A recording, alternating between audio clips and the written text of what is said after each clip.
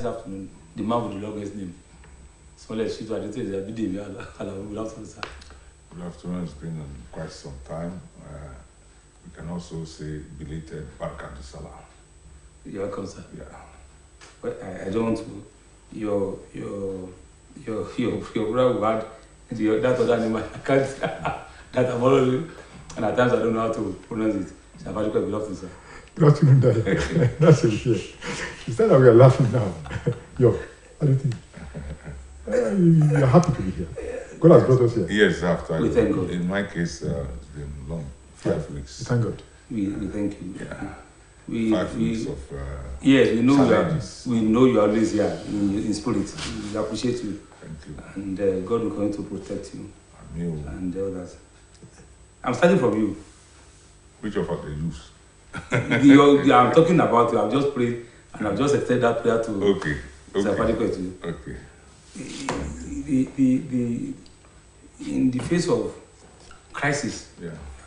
banditry, terrorism in the northwestern part of the country, and this time around, we having Christians and traditional rulers and Muslims worshiping together.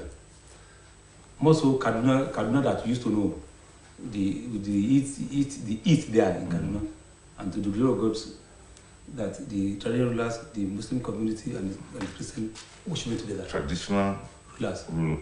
Traditional rulers. Muslims. I thought you said traditional religion. No. Traditional rulers. Okay, that one is separate because since I gone through the question, I was wondering. I was going to declare that it is an impossibility and it can't go anywhere because traditional religion, Islam and Christianity have certain things in common. They talk about one God, etc., etc.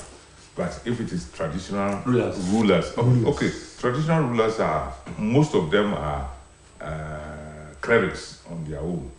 Many of them, don't just let me say most of them. So it is high time we started this. When we were young, there was no differentiation between a Christian and a Muslim. In fact, there was no differentiation between a Catholic, a Presbyterian, an Anglican, etc., etc. In my very youthful days, these were the Orthodox churches. The white garments and other Pentecostals were just evolving. And so we didn't see them competing. But since they came, they have brought in that unnecessary rivalry. I would call it so, unnecessary rivalry. But then the North is setting a template, in fact, an agenda for us. If they can continue with that, the nation will be better off. Religion is a personal thing. Religion, you choose your own religion. You either choose it or you were born into it. God didn't give you that religion and say, when you get to this world, this is... Your parents will first influence the religion you come to terms with. And then when you are of age, you can decide to change, become a proselyte. It's acceptable. So it's on person-to-person basis. I don't know why some people have turned it to be a mass movement. No, religion is not supposed to be a mass movement. It's an individual thing. Who do you believe in? Is it a stone? Is it God? Is it one God? Or is it a three-dimensional God? You're entitled to it. So I think it is okay that they are doing that because over the years, as I've said, Islam and Christianity, there have been no difference in terms of celebrations. When it is Ileya, you go next door and eat. When it is Christmas, they come and you eat. No different. I'm talking of the 1960s, 70s, but today it's become, and it is all due to the growth of the Pentecostal churches in our country. When it was the Orthodox churches, there wasn't much difference. They could talk together, they could sit together. Those who would drink palm wine would drink palm wine together. Those who would eat tuwo mansara would eat tuwo mansara together. Let me come to it's you. a step in the right direction. Let me come to you. Promoting interfaith harmony in that violence-prone Kaduna State. And I want to take it along with what Smith just said, that in the 60s, 70s, harmony, and that maybe the advent of some of these Pentecostals must have accounted for. Do you believe that? No, I don't really believe that. I think what you have to do is in your mind. And the Pentecostal churches, I think, a lot of them broke away from these fellow churches. Okay? Out of one belief or the other, I don't believe in this, I don't believe in that. So you are free to interpret what you want to interpret. But the point still remains that whatever is happening in the Northwest right now is something that should have happened a long time ago. I will tell you why. I think sometimes I watched something on, I don't know where. I think the thing that happened in Germany, where you have a particular building. Christians and Muslims worship there. When it's time for the Muslims to worship, the Christians will vacate. When it's time for the Christians to worship, the Muslims will vacate, they are there. And they were doing things together, there was no rancor. Go to Israel. In Israel, the second biggest mosque is in Israel. And when we went to Israel, you see that people go there to worship. Even Christians will go near this mosque and look at the mosque and no problems. We're all living together. This Palestinian and the Israeli war is actually born out of fanaticism on certain parts. But right inside Israel, the Muslims live together with the Christians. And they see fetch water for themselves. Yes. In fact, right in front of the church in Nazareth, right directly opposite, you find a mosque. And there had been no problem. So I don't see. Now, what's happening in the Northwest has been happening in Yoruba land here for a very long period. I see it happen. There's no way you find a family in Yoruba land or in the Southwest here that won't find an extended part of the family that belongs to either Christian or Muslims. And they still live together. They still do things together. When you have ceremonies, all of them will attend. If I have ceremony in church now, my own Muslim brothers will attend. They come there worship with us, and there will be no problem. Those who are causing problem in the Northwest, or even over Nigeria, about religion, they are the charlatans. I call them religious charlatans. Because the way they are doing it is to benefit their own purses, their own pockets, not because of religion. They use that for some other purposes.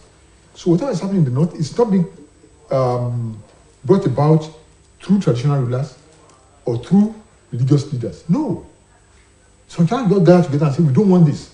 Look at what happened to that girl in Sokoto that was burnt alive. There was no religious leader that led it. No traditional ruler called them to go and do what they did. So that's why I say this thing can be done. But rightly put, the way they have started in the Northwest, it's quite good in Kaduna. It's quite good. It's quite good because now they can be able to chart a course for the younger ones coming. They can be able to give an example to the younger ones coming. They can be able to be role models for the ones coming that, look, you don't have to do all these things. When you do it, you are not even worshiping. When you kill each other over religion, who can fight for God? Nobody. So the moment they start realizing this, the better for all of us. I think it's a good beginning. Larry, you're welcome. Thank you.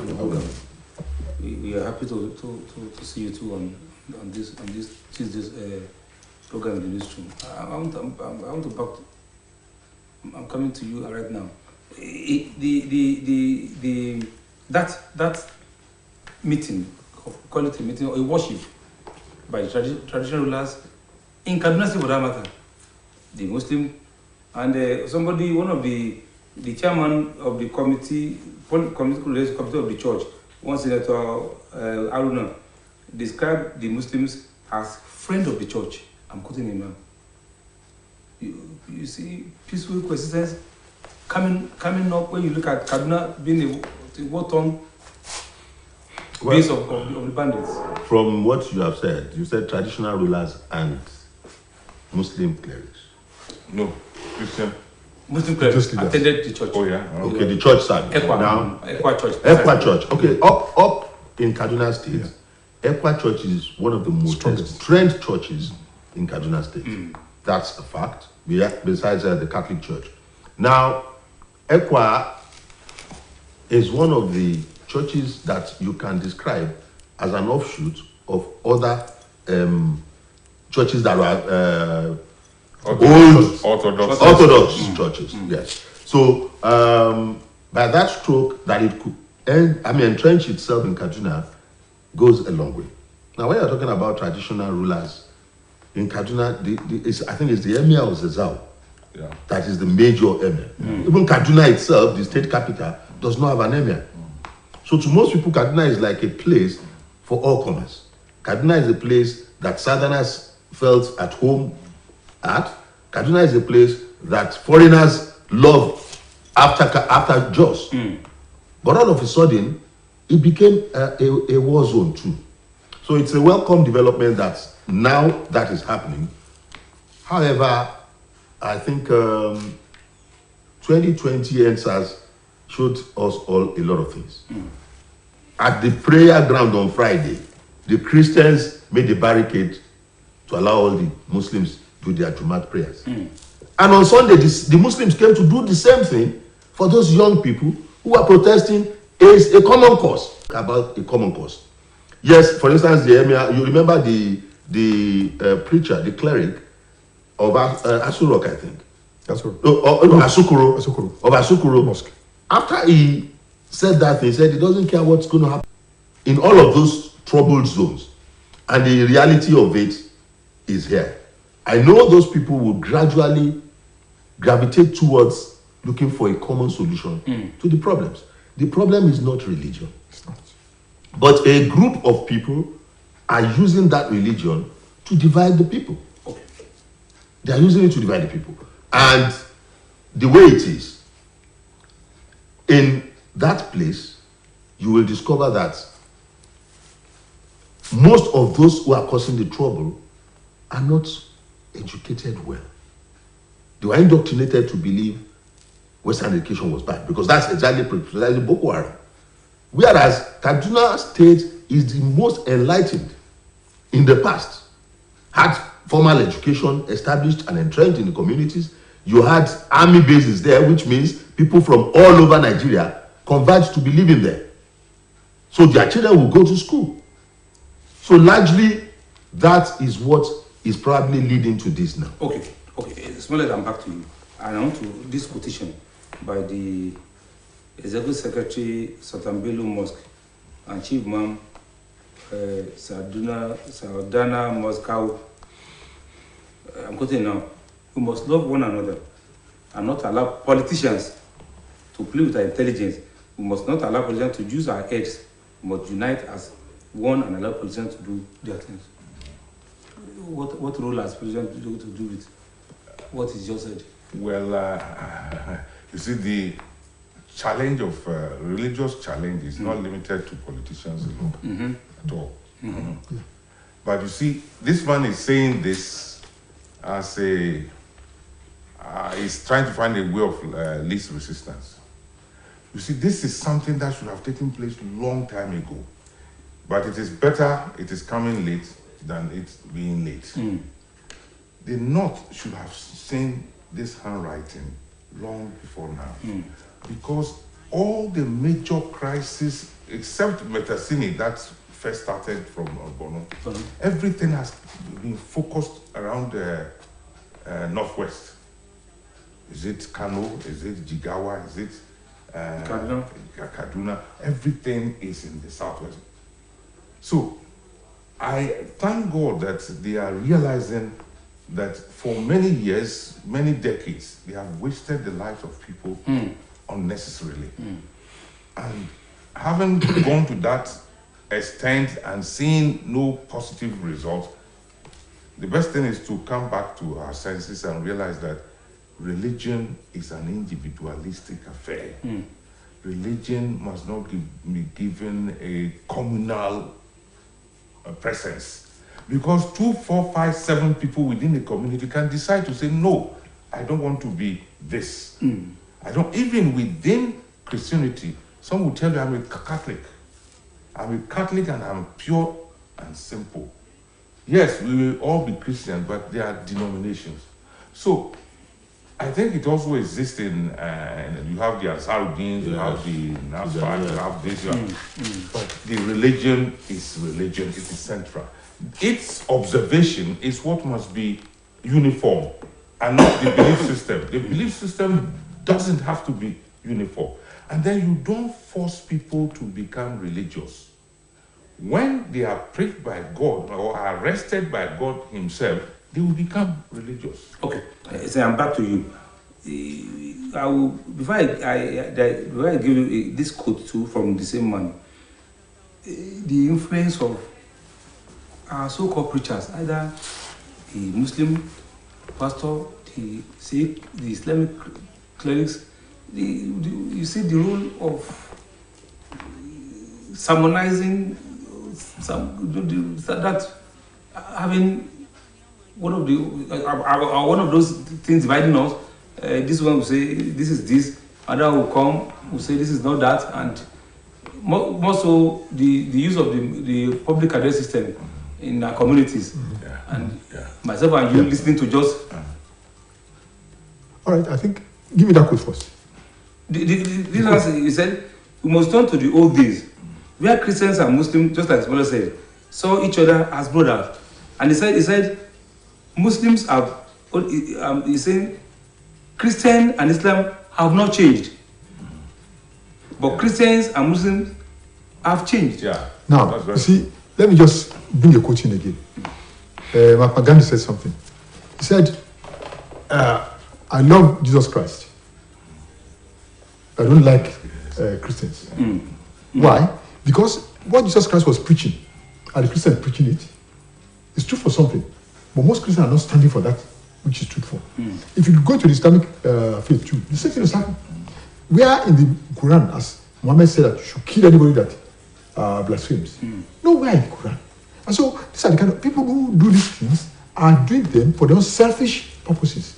And when you find preachers going on the pulpit, preaching against one religion or the other, I find them as people who don't have any job to do, who don't have any, how would I put it now, who don't have any substance in them.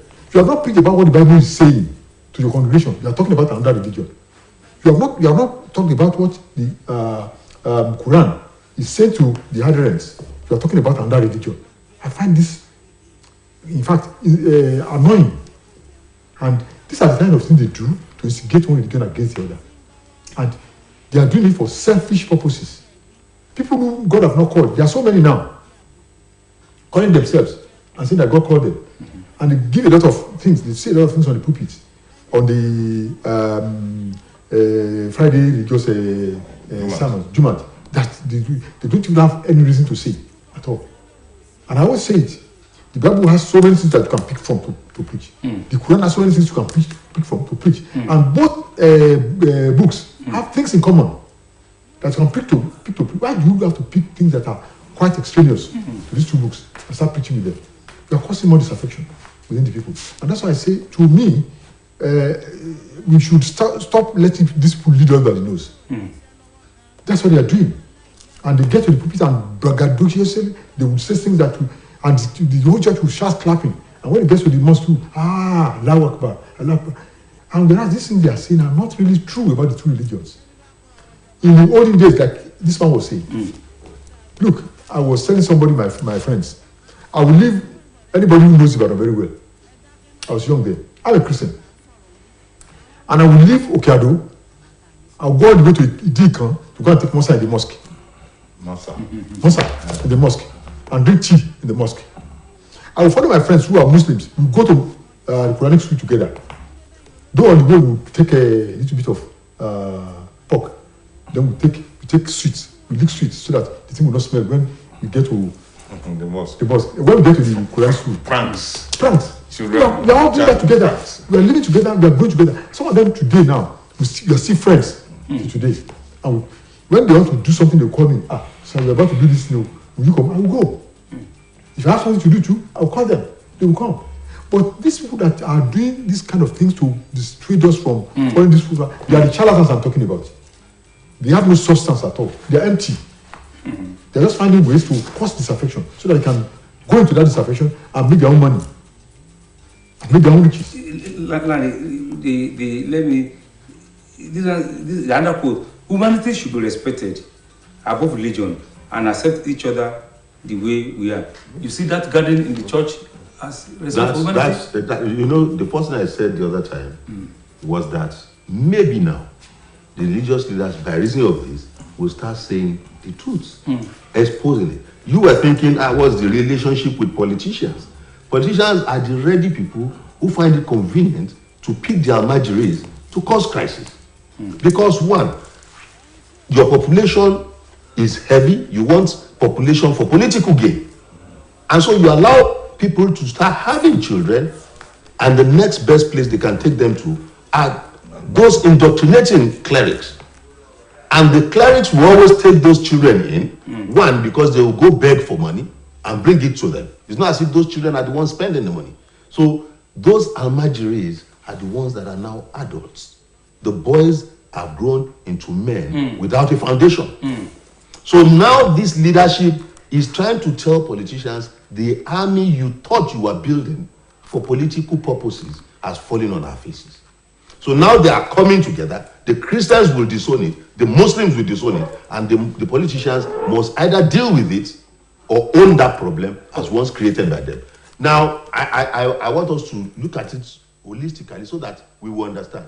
Like Mr. Fadipe was saying, hello, Adam and Eve, they are both in the Bible, they are both in the Quran. Jesus Christ, well-established prophet in the Quran as well as what he is in Christianity. So what are you talking about? We have homes that have 2 wives. In the days of the Old Testament, men are allowed to have more than 1 wife. So what you manage in polygamy now is the only little thing we need to manage. We are brothers and sisters. We are from the same genus, we have the same foundation. So those who want to use it to advantage for selfish reasons are the ones that are saying Christians and Muslims are different. Our history, our genealogy is the same. We come from Adam and Eve. Noah was in the Quran, Noah was in the Bible. So we should not allow people to just blindfold us into thinking we are different. Christians and Muslims are brothers. That's the truth. I want to last before we go to the second topic. We always say, just like this one is, he said, another quote said, the devil is our common problem, and we must all unite to fight the devil. The devil is not necessarily common. Whatever you create the devil is imaginary. I like the quote you first gave us. Islam and Christianity have not changed. They have not changed. Years back, 2,000 years back, Christianity remains what Jesus Christ came to teach. The same thing applies to the teachings of Muhammad. They are nothing but truth. It's anchored on truth. And that is why at a point in time in my life, I love reading the Great Message, Abdul Rashid. It got to a point and my wife stopped it, carried it, but I went and took it back. He felt I was going to be indoctrinated. No, I've gotten into the religion I profess, so much so that nothing can change me. But since I love that quotation, religion has remained the same thing. Every religion is the same. You go to Buddhism, since Buddha created it, it is there. You go to Ifa, it's the same thing. It's been there. They have not changed. It is we human beings who change. And in an effort to change, to suit our own conveniences, we play abracadabra. Okay. If humanity in fact, humanity is bigger than religion. Yes. Humanity. The cleric said. Yes. If you, man, your neighbor, your friend, what have you done yourself? You were born by somebody, you were fed by somebody, you were given clothes by somebody. You could also do similarly to somebody else. But that is religion. Truth, it tells you the truth. Sincerity of purpose. Common humanity. What is you and I? The same blood. If you cut the blood of a Hausa or Fulani man, it's the same thing you get. Me, I, who am a Yoruba man. So humanity must be our watchword. We must come to terms with the reality that Christianity or religion generally has never changed and will never change because it is everlasting. And true. before we leave it, let me just say this word. In Yoruba land, we talk about Omoluabi. Omoluabi in Yoruba land does not apply to either Christians or Muslims or humanity. It's to humanity. Yeah. That's the way it should be. Let's see each other as our own brothers and sisters, not just dividing anything at all. We are the same. And the Yoruba word, Iwalesi. Iwalesi. So, settles everything. Yeah. You won't do Shall we bad. go to this? Translate your lesson. Translate it. Your character is Yes, your sir. religion. Yes. It's your faith. Character. It's your faith. Yes. So enough of that. As well, the first topic is gone. We'll go to the second topic, and Safari, I'm coming to you. Okay. Tobani bandit. Several governors suspends emir. The attitude of that emir of bringing Yadro to Garba and Marafa in serving local government area of Samara State. I think the governor's not done well. Huh? The governor's not done well. Has not done. Yeah, he has not done well. I think when you ban a bandit, a known bandit, as one of your own area chiefs, there's much more to it. There's much more to it. I think before he had to suspend that Emma, he should have called in the law enforcement agents to arrest that man that was banned, to start with, to start prosecuting him, to find out some other bandits, and then not even suspending that, remove that Emma completely, not suspension. We are not going to that. I'm only No. asking you as See, because how do you just read that kind of headline? to me, that's what occurred to me when I read it. It's nauseating. See that when I read this, that's what occurred to me. I said, what kind of nonsense is this? You don't just suspend him, suspend. Something that has been causing problem for you. You say, I think you just suspend him. No. It should action should have been much more than that. Not just suspension. Larry, somebody who said the impunity of Tobanin a bandit. Your reaction, you want to? You see, there are certain things we should look at in the same vein of what is exposing itself to us now. Beyond Zamfara, it was in Kaduna that some people said they are paying taxes to these guys. They are in control. If not in control, why did the governor, step on the emir? Like he told us now. They should have arrested that man there. But I tell you, it was a bandit gathering. They just removed their mask and what Babangida to attend that event. They are largely in control in most of those states. Was it not the governor that said people should carry arms? Yes. He was the one. They've lost security control to those guys. And so, people who are paying taxes to them to go to farm, who are paying taxes to them to go on harvest, who are equally giving them 20% of, look, it is government who is in control that tells you what you pay as tax. And that's the way it's been. And so, to banning him is like giving legitimacy to what they have been experiencing. Ordinarily, the army should have gone there. You are looking for somebody, you declared somebody wanted, and they told us before the Tobanin that it was going to happen. And it eventually happened. And what was to follow was just that you are suspending the emir. It's funny because you are holding some. What if the emir was told that if you don't turban us, you will be in trouble?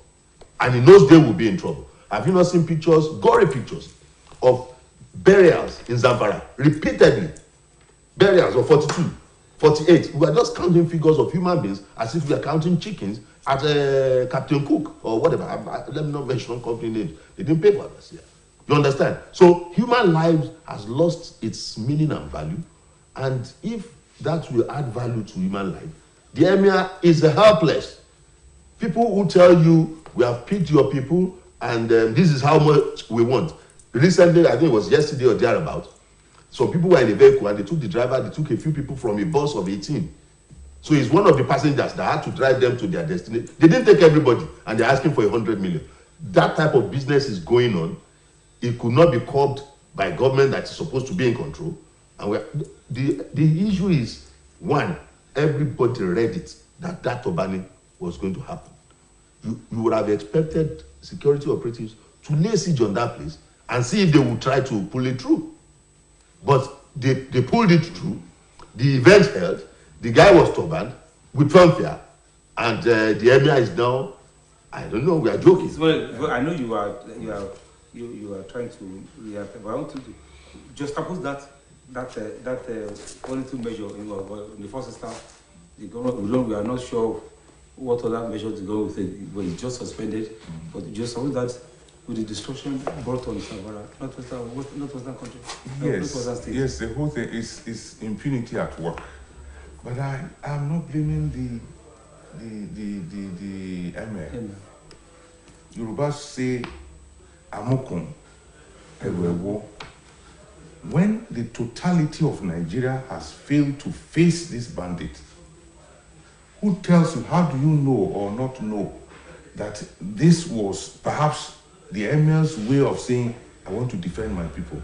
Let me give the man the title. I'm not supporting him. But you see, when he who feels it knows it. So we must not look at these things in pure isolation. Yes, every right-thinking person, when you hear this, it's very nauseating. But please find time and go into the nitty-gritty. The man must have been pushed to the wall, the emir, I mean. If it is doing this that will enable my people to go to farm and revive the economy, maybe so be it. Two wrongs don't make a right. But the federal government as an entity has failed the people because they are in command of security. The apparatus has collapsed, and this man, out of perhaps a subtle defense for his own people, is an emir of a place. What can I do? It's wrong. Two wrongs don't make a right. But don't condemn him in absolute terms. He must have been pushed to the wall in doing what he did. And as Larry was saying, if the thing was given pre-event promo, and our security cannot go and lay siege there and say, okay, let's find out. The emir will not be able to do that. He dare not. But the security of this nation should be able to go there and lay siege and arrest the man.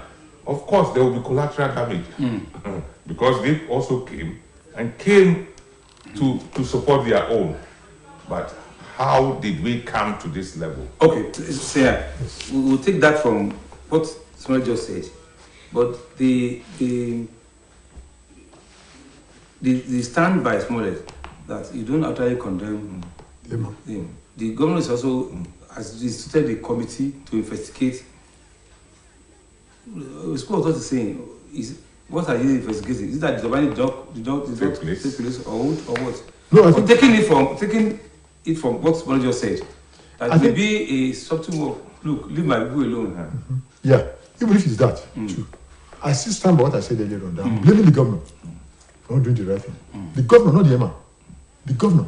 You see, once you heard that this thing was going to take place, you are the sitting governor there. Inform all the security apparatus. This thing is going to take place within my domain. And I don't support it. There's no order for me for that thing to take place. Go out there and do what you can do to get this thing done. It's the governor, not the emir. The emir will be arrested, like I said, when you dig deep into what is happening. That's what probably the governor is trying to do right now by seeing that committee. Dig deep into this thing, find out why is the amount of money that man. What pressure I see on the gun like you don't see it as being belated. Yes. Now, yeah, that's what I'm saying. Okay. I'm just coming to that. Okay. Now that's I think what the governor is trying to do by setting up that committee. But earlier on, the governor had known that thing was going to take place. That was when you should have done all this to get to the root of the whole thing. And we are talking about collateral damage. That kind of thing.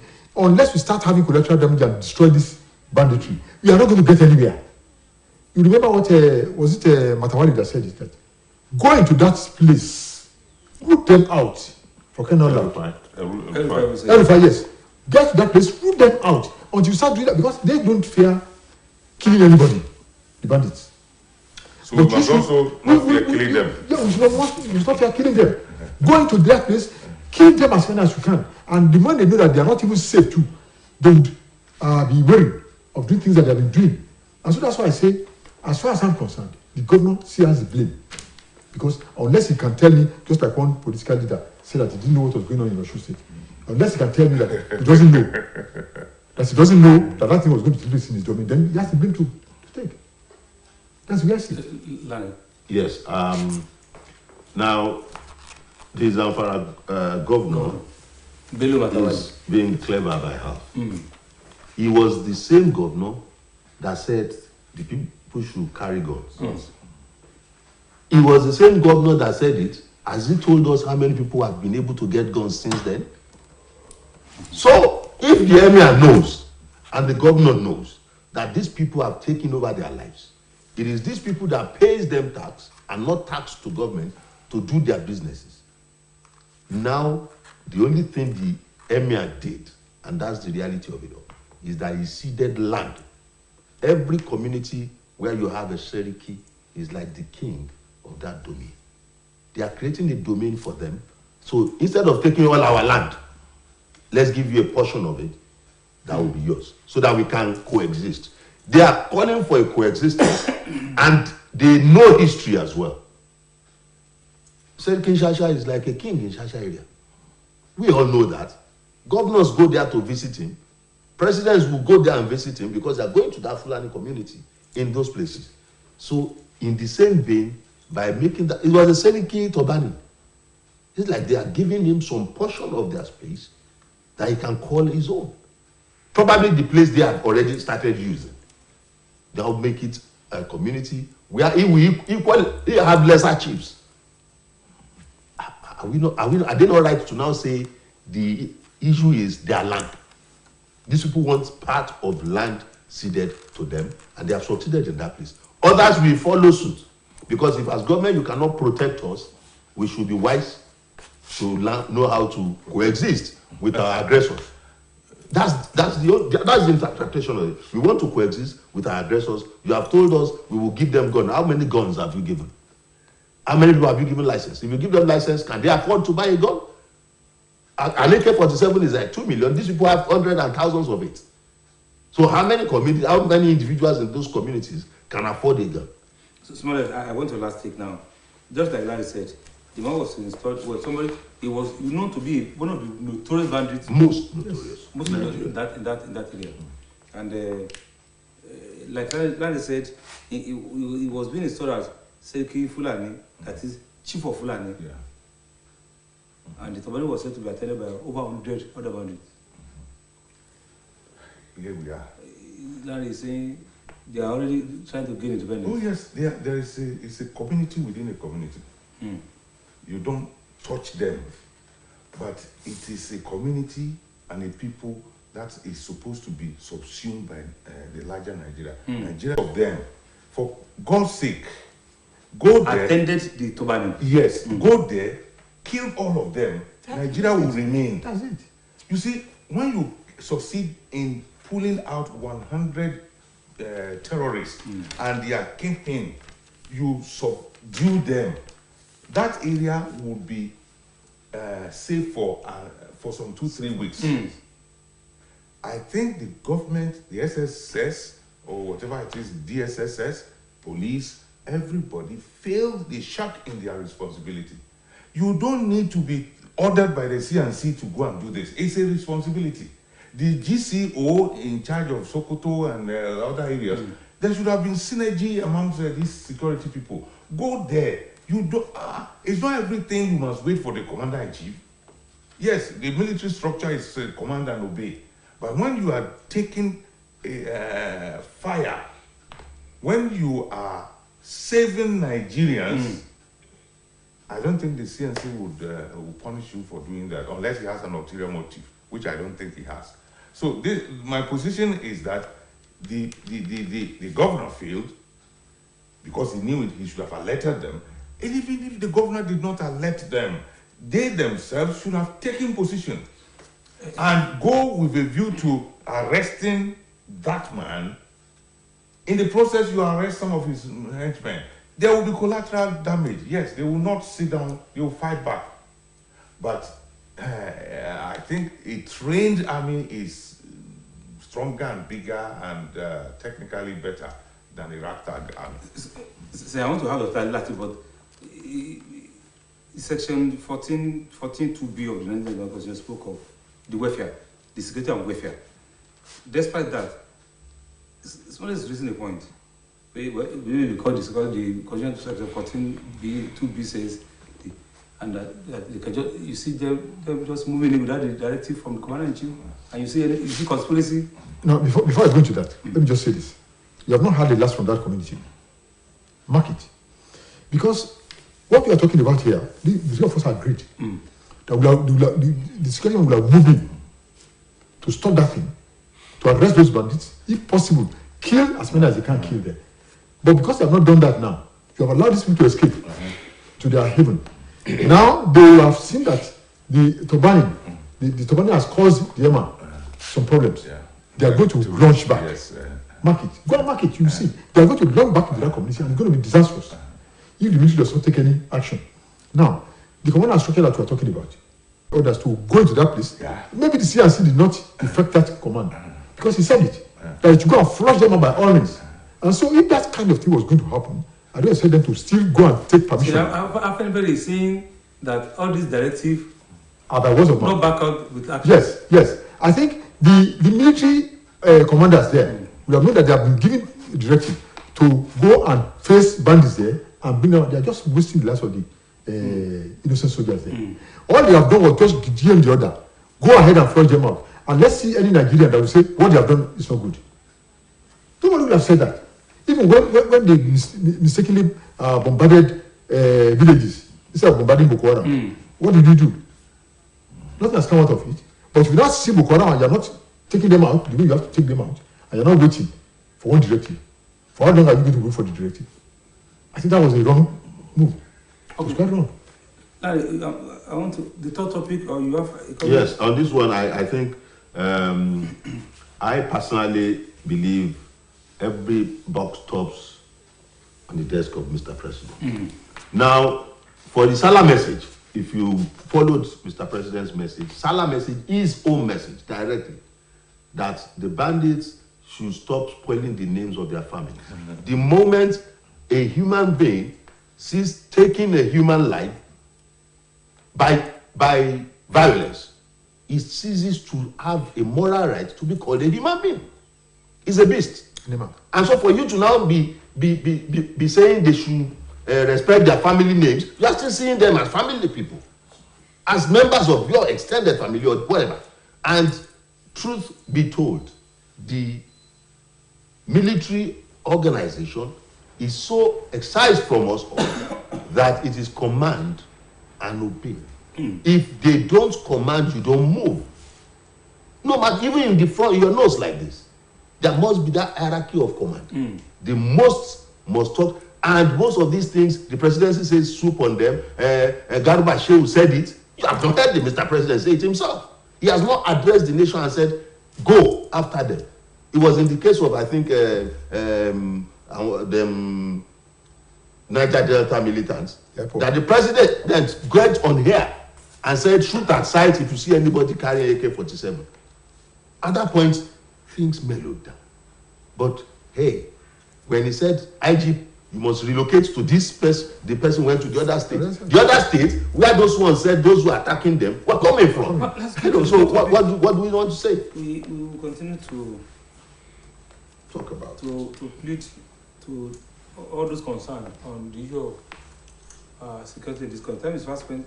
Let me quickly come to you. Lagos State accounting for 63% of the buildings. Don't forget, within November 1, 2021 to now, 8 months, we have seen February 12, May 2nd, 63%.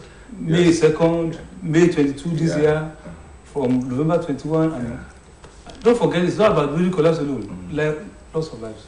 Oh yes, hardly do you find building collapsing and nobody dying. Hardly. See, I'm not a geoscientist, but we can see that Lagos being a shore, ocean shore line, the land there is not as laterite as we have it up country. And these people, in the typical Lagosian way of doing things, anybody who can, most of them are from up country, but they get to Lagos and after 20, 25 years become Lagosians. They do things, they have their own way of doing things. Impunity, as a matter of fact, started from Lagos. a co-ogbagwere kind of mentality, which is very, very wrong. It's rather unfortunate, but it has come to a level and a point that the government of Lagos State must sit up and know that one state, very, very, I don't exactly remember the landmass of Lagos. You can't be killing people like that. The struggle is there for everybody wanting to come to Lagos to eke out a living. And in Lagos, whatever it is you sell, because of the population, if you sell tomatoes, you will make it before night falls. If you sell akamu, you will make it. If you sell beans, people will eat. So there is enough opportunity in Lagos, but government must not use that to abandon its responsibilities. It is an abandonment of governmental responsibility. Not necessarily from the governor, but the officers who approve these plans, sites, and what have you, they have to be to blame. Okay. There is so much connivance, which is not profiting Lagos nor Nigeria. So let's take from what Small just where we stop now. Frequency of such collapse building in Lagos. You see professionalism lacking. It's not really professionalism. It's much more. It's when I spoke of impunity. Yeah. I don't know more than that. I think it's much more than that. Okay. Now, if you look at what is happening, if you take statistics very well now, it's called that Lagos and Kano. They're having these kind of things happening so much. Now let's look at the population. The population of those two cities are expanding, are blooming every day. And when government takes tax and takes a lot of money from such population, you must be held responsible for their safety. But this money, are you using this money judiciously enough to cater for the judiciary of this city that you're having? You just make a lot of money out of them. What are you plowing back? I spoke with a son of mine in Lagos this morning, and I was asking, because he lives in Nigeria, and I was asking, the flooding that we are talking about, has it affected? He said it affected even his own office. Seriously. And I asked, what's the problem? He said the only problem they have there is drainage. That drainages are always being filled with a lot of junk. And government is not removing this drainage. Look at what's happening in Oshobo, for example, now, or in Osun State generally. The moment there's going to be rainfall, we are starting the rainy season, the government bring this dredgers, to dredge all the streams. And that's why I'm not having a lot of flooding in Osun. They have been having this in the past before, but now the city has receded a lot. We have been having. Yeah, that's it. Yeah, and the city has receded a lot now. But in Lagos State, the government seems to say that we have a lot on our hands that we cannot handle. That's what the government is telling us. Otherwise, I see no reason why these collapse buildings, some of them may be on a good farmer terrain. But because the blockage of all the drainages will not extend to these places where we have good farm ground, and the buildings get soaked. Gradually, they start collapsing. And that's the problem we have in Lagos. Some of them they have good actuarial designs, but not thinking of what will happen in the future. They are not futuristic.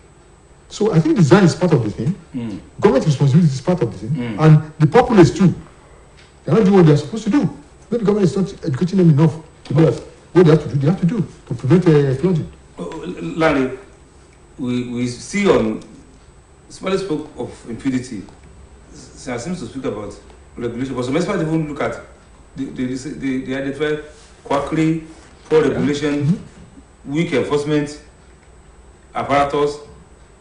Yet, such buildings have been approved. All those ones yes, are the immediate causes of building collapse. But the genesis of it started when they were chasing water from its home. All these places, most of it was sandfield. It was water. Over 30 years ago, I could recollect, we were young people. Some people said Lagos will submerge in 50 years. Hello, we are already 30 years in it. So we should know what we are not projecting like scientists would naturally project. They said, look, most of the land they call land is actually water. Better part of Lagos is below sea level. We created those lands and nature will ask for its own. But And that so, is for not instance, only Lagos. most of those parts of Lagos, no, particularly about Lagos now, because it's dangerous. Yeah. Most of the In reason other being countries, you have- being that in Lagos, many of those who built those high-rise buildings there felt they followed due process. They used the normal length and size of these things, but the foundation you are building on is shaky. Look, I could recall, if I will still try to look for that information, that he said around 50 years time. So if we are like 30 years into it, we should be expecting it. In some parts of Lagos, they have drainages, they pack it, water still comes back. It's like going to build in a forest, and you are now saying you are seeing reptiles inside your house. There are no other houses, it's just your house. You went to their home to meet them. They will still live, they have to live somewhere. But I have a feeling that it's not only Lagos. There are many lands, countries that have reclaimed. But how did they reclaim it? This is where they reclaim Lagos. The way they reclaim is unfeeling. That's the case of Solid reclaiming. Solid reclaiming is what those people do. Yeah. Corruption will not allow it. So this impunity that I For instance, if you look at this, all this Elegushi Beach and the rest of them, at some point they were making some rocky elevations so that when the water wants to, but it still comes to their compound because you are built into the water. You have to be back impunity, between corruption. some other time. Those are Solid. yeah. You have to be back here some other time. Yes. All things being equal. You pray to have much of your Yeah. It's a very good. I want to thank God because I was born into a religion. I didn't choose that religion. And so nobody can now bombard me and say, why are you in that religion? I just came into Internet. So let us stop all this religious acrimony. That's You can be born into a religion, but personally decide that no, I have not decided. You are but I'm born to it. You are born to particular religions. You are born to it. So let's stop all these religious bigotry. Let's start looking at how to solve problems that we share in common and not those ones that sets us apart. Until some other time, when rise above everything. Later, humanity rise above everything. Until some other time, we'll be back in the NEWSROOM. My name is Bye-bye.